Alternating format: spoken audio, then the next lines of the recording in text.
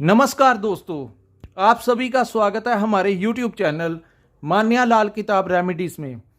आज मैं आपके साथ बात करने जा रहा हूं तुला राशि के बारे में और आज का मुख्य टॉपिक होगा सूर्य और राहु की युति, जिसको ज्योतिष शास्त्र में ग्रहण दोष भी कहते हैं और कहीं ना कहीं ये दोष जो है वो योग भी बन जाता है। दोस्तों, राहु देव लंबे समय से मीन राशि में गोचर कर रहे थे, लेकिन जैसे ही 13 मार्च का समय आया, सूर्य देव कुंभ राशि से निकलकर मीन राशि में गोचर किए और ये जो गोचर है इनका 13 अप्रैल 2024 तक पूर्ण एक महीना वो राहु के साथ बैठे रहेंगे। दोस्तों, ये जो युति बनी है इसको ग्रहण युति भी कहते हैं, क्योंकि राहु और सूर्य की आपस में नहीं बनती। जैसा कि आप सभी जानते हैं कि जब देवताओं का अमृत पान हुआ था उस समय राहु भी उसी कतार में बैठ गया था, लेकिन जैसे ही भगवान विष्णु ने अमृत कुंड में से उसको अमृत पिलाया तो सूर्य देव और चंद्रदेव ने भगवान विष्णु को कहा कि ये राक्षस है, ये बहरूपिया हमारे ही देवताओं जैसा लिबास पहनकर यहाँ पर बैठ गया। आपने ये कार्य गलत कर दिया कि एक राक्षस को आपने अमृत पिला दिया। तो उसी समय भगवान विष्णु ने अपने सुदर्शन के साथ राहु की जो गर्दन थी वो काट दी। सो उसका जो सिर अलग हो गया, धड़ अलग हो गया, क्योंकि अमृत पान कर चुका था तो वो उसको मारना जो था वो मुमकिन नहीं था। इसीलिए अपने शरीर की इस अवस्था को देखकर उसको इतना क्रोध आया कि सूर्य और राहु ने ऐसा मेरे साथ किया है। तभी से कहते हैं जब भी राहु कहीं पर भी बैठे हों, जब उनका बल पूरा बढ़ जाता है तो उनके दायरे के अंदर जब भी सूर्य देव और चंद्रदेव आते हैं तो उस समय वो उनको ग्रहण लगा देते हैं। और जब उसी महीने जब अमावस का टाइम आता है तो राहु अपना मुंह खोलकर सूर्य देव को अपने अंदर निगल लेते हैं। जो 4-5 घंटे का टाइम होता है दोस्तों, ये वो टाइम होता है जब पूरे ब्रह्मांड के हर एक जीव जंतु, सरकारों, गवर्नमेंट, हर एक जो चीज होती है उसके ऊपर जो असर दिखाई देने को मिलता है। इसीलिए सभी मंदिरों के कपाट तक उस समय बंद कर दिए जाते हैं और सूर्य देव उस समय बहुत ही ज्यादा पीड़ा से गुजरते हैं। हालांकि राहु का सिर जो गर्दन के नीचे वाला हिस्सा नहीं है तो कुछ समय बाद सूर्य देव वहां से बाहर निकल आते हैं, लेकिन जब तक वो अंदर रहते हैं तब तक वो ग्रहण जो होता है पूरी पृथ्वी के ऊपर पूरा असर उसका दिखाई देता है। आज हम बात करेंगे कि तुला राशि के ऊपर इस युति का क्या प्रभाव होगा। दोस्तों, जितने भी बड़े बड़े सरकारी ऑफिसर्स हैं, आईएएस या आईपीएस, उन लोगों की कुंडली में कहीं ना कहीं सूर्य और राहु की युति विराजमान है। हर समय जो एक युति होती है, चाहे वो शनि और मंगल की हो, चाहे वो सूर्य और राहु की हो, तो हर समय नेगेटिव परिणाम नहीं देती। मेरा पर्सनल एनालिसिस है, मैंने कई लोगों की कुंडली देखी है जो बड़े व्यापारी हैं या बड़े बहुत अच्छे रैंक के सरकारी ऑफिसर्स हैं, तो उन लोगों की कुंडली में ये युति देखने को मिलती है और ये लोग बहुत अच्छे राजनीति में भी होते हैं। बड़े अच्छे अच्छे राजनीतिकार जो हैं उनकी कुंडली में सूर्य और राहु की युति देखने को मिलती है। आज हम बात करेंगे कि तुला राशि के किस भाव में ये युति बनेगी और इसका परिणाम कैसा देखने को मिलेगा। दोस्तों, जहां पर 7 नंबर लिखा है ये आपकी तुला राशि है। ये जो मैं आज प्रेडिक्शन करने लगा हूं ये तुला राशि के ऊपर आधारित है। दोस्तों, मैं आपको अंत में एक उपाय भी दूंगा, क्योंकि ग्रहण जब होता है तो उसका असर जो होता है वो देखने को मिलता है। सो ग्रहण के दौरान कहीं कुछ ज़्यादा असर ना हो जाए तो उसके लिए मैं आपको एक उपाय बताऊंगा। वो इसीलिए अंत तक ये वीडियो देखिए, ये आपके लिए बहुत फायदेमंद वीडियो होने वाली है।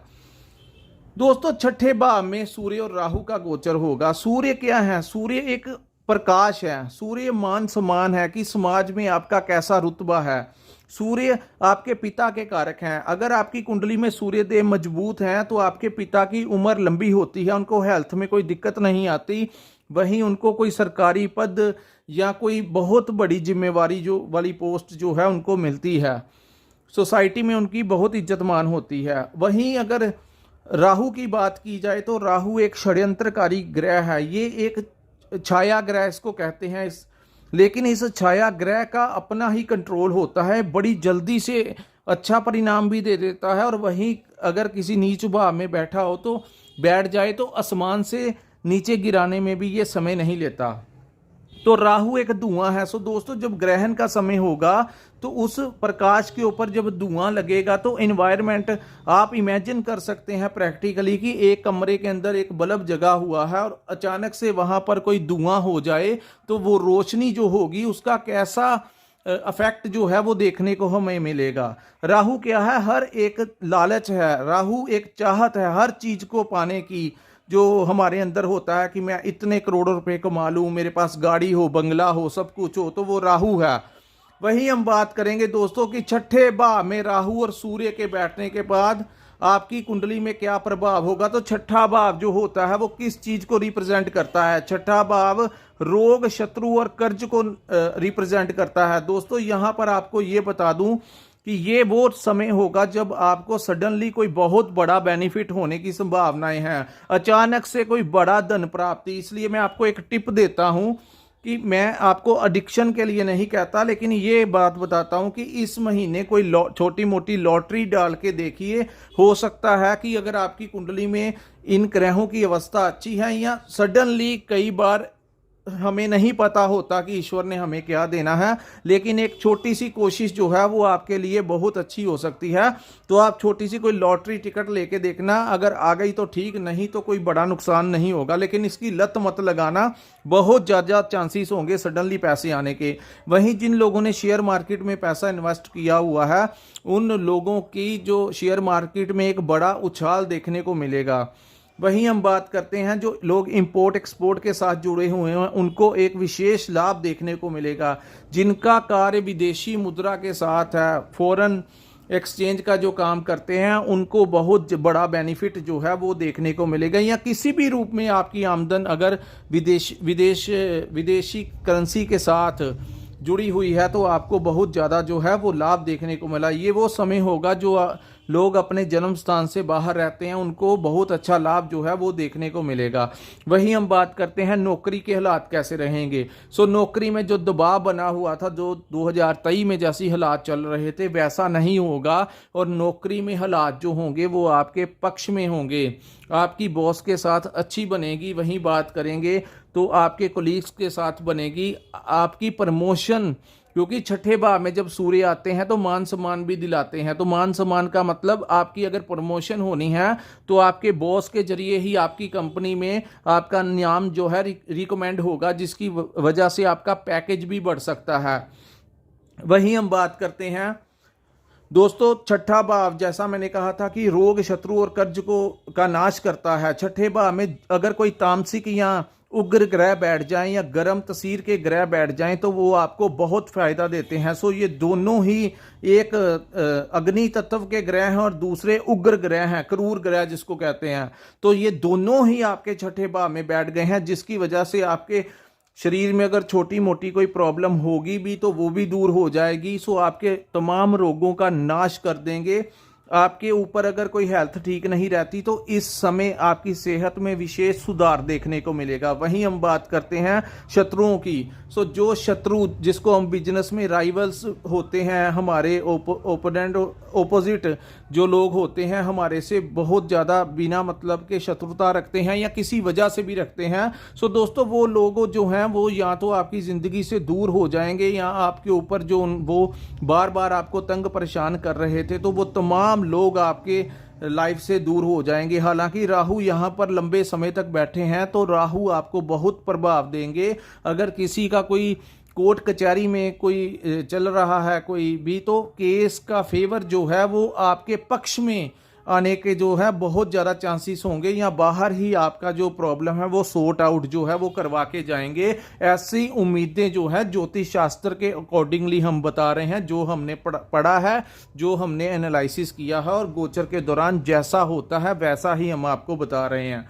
अब हम बात करेंगे दोस्तों कर्ज की, जो लोग कर्ज से लेकर बहुत ज़्यादा परेशान थे, जिन लोगों से ईएमआई नहीं दे रहे थे, या किसी ने किसी से पर्सनल लोन लिया हुआ था और वो इंसान आपको बहुत तंग परेशान कर रहा था, तो उसके साथ बैठकर कोई रास्ता निकलेगा। कहते हैं डिस्कशन जो होती है वो बहुत कुछ करवाती है। सो अगर हो सकता है कि टेबल टॉक के जरिए आपके वो मसले हल हो जाएं, या कर्ज से जो परेशान हैं उनको कोई ना कोई रास्ता बताएंगे कि कर्ज से कैसे निकलना है। और जो इंसान आपको पैसों की वजह से तंग परेशान कर रहा था वो भी आपको कॉल करना कम कर देगा, या आपको आपके ऊपर जो दबाव पिछले दिनों बना हुआ था वो कम हो जाएगा। ऐसा जबरदस्त प्रभाव जो है वो जब छठे भाव में सूर्य और राहु बैठते हैं तो ऐसा देखने को मिलते हैं। अब मैं आपको बताऊंगा दोस्तों आपने अवॉइड क्या करना है।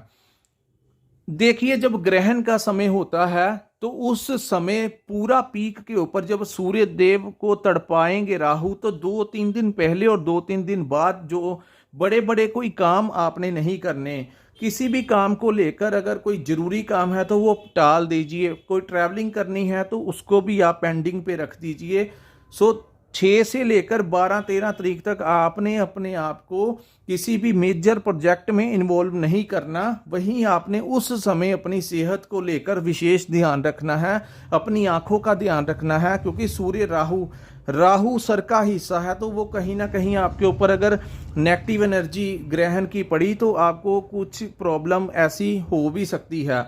सो आपने क्या करना है दोस्तों, वो समय आपने हनुमान चालीसा का सहारा लेना है, क्योंकि कलयुग में हनुमान जी को ही इतनी पावर है कि जो भी इंसान हनुमान जी के चरणों में जाता है तो राहु उनको तंग नहीं करता। सूर्य तो ऑलरेडी उस समय जब अमावस का समय होगा निर्बल हो जाएंगे। तो आप अगर राहु का पाठ करेंगे, हनुमान जी का आपने ध्यान करना है, हनुमान चालीसा करनी है। लेकिन अगर उन दिनों में आपको अगर कोई प्रॉब्लम आती है, कुछ नेगेटिविटी महसूस होती है, तब जाकर आप बजरंग बाण का पाठ कर सकते हैं। ये वो औषधि होगी आपके लिए जो आपके ऊपर किसी भी प्रकार का ग्रहण का दुष्प्रभाव पड़ने से आपको रोकेगी।